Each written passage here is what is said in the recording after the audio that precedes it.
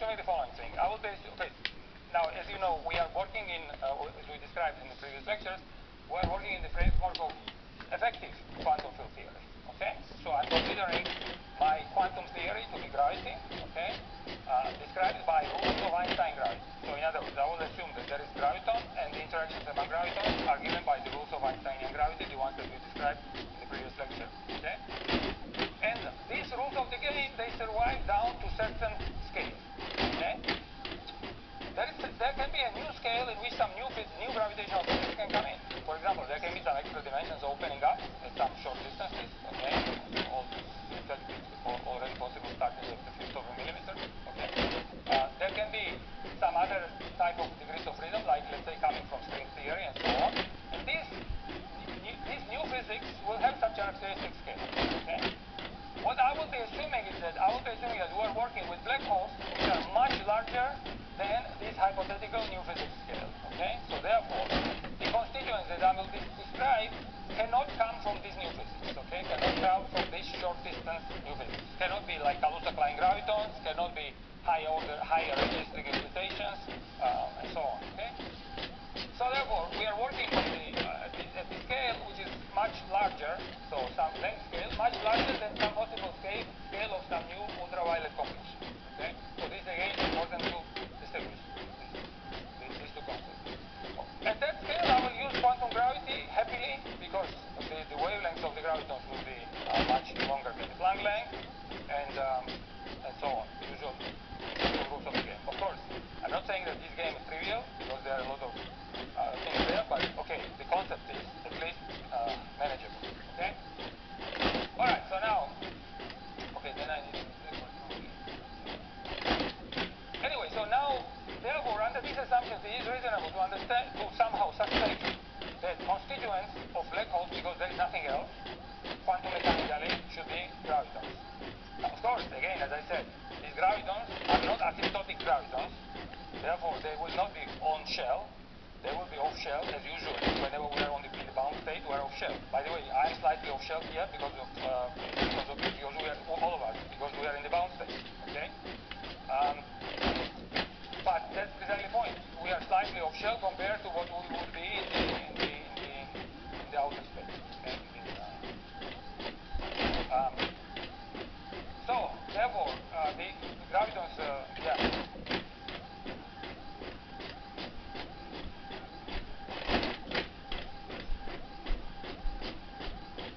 You're saying naturally they should be that.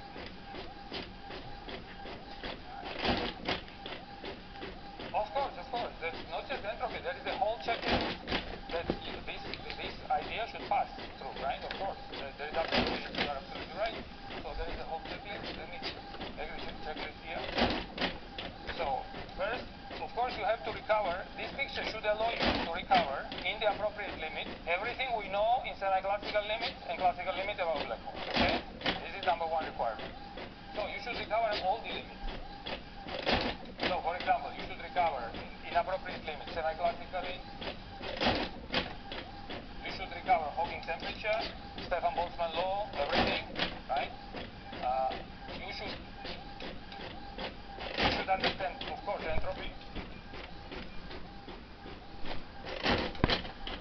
You should understand all possible other properties of black hole. For example, no Hertz theorems, and etc. This also should be able to understand in this language. Then you should also understand in this language how it happens that you can create black holes quantum mechanically in high energy collisions. Okay? So for example, the black hole creation in high energy.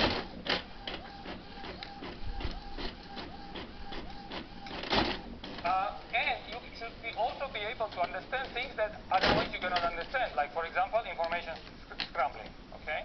And this information processing in general, okay?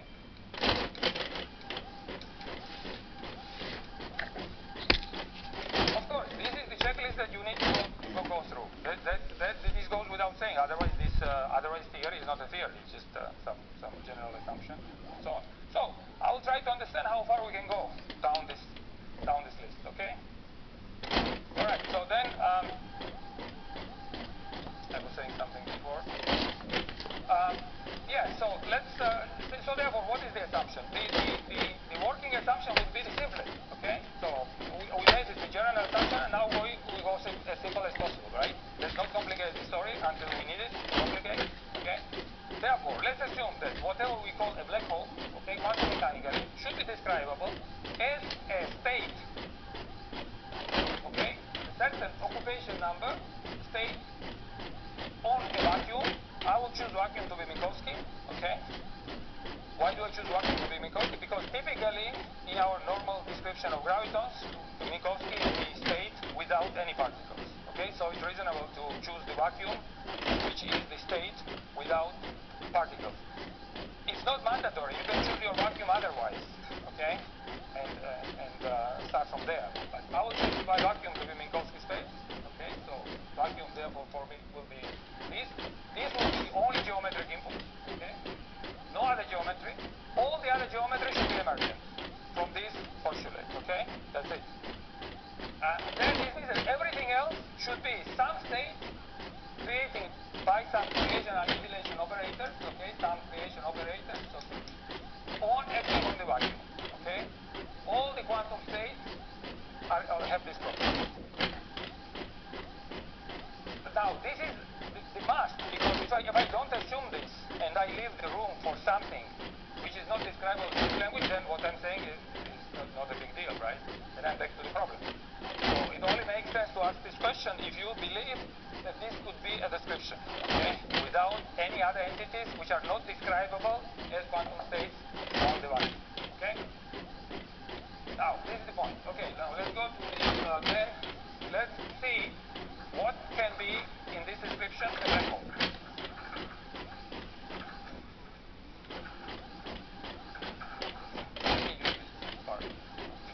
Okay, so now in this, so what we want to understand is the following thing. Suppose since I'm looking for a black hole as being some kind of a state made out of gravitons, let's do the following thought experiment. Okay, so I'll give you a box. Okay, with some characteristic size. Let's say, I don't know, let's say 1 kilometer. Okay, so I give you a box of size 1 kilometer. And I'll ask that this be the characteristic wavelength of gravitons that we will play with. Okay? And now, let's see if there is a regime, okay, in quantum gravitational interaction of these gravitons, in which gravitons can form a self-imposed box of this characteristic size. Okay? So in other words, if there is a regime in which gravitons can form an approximate bound state of this characteristic size. Okay, so now, therefore, now the gravitons of this wavelength, the interaction constant of gravitons is ridiculously small, is approximately 10 to the minus 77. So alpha is very small, so this is an extremely weakly coupled theory. Okay, so therefore, if I give you two gravitons of 1 kilometer wavelength, they don't see each other. There is no way they can form any bound state or anything like that, okay? Now, however, if I keep increasing the number of the gravitons, at some point something may happen, okay? Now, let's try to understand where is the point when something will happen, okay? So in other words, I have to increase n,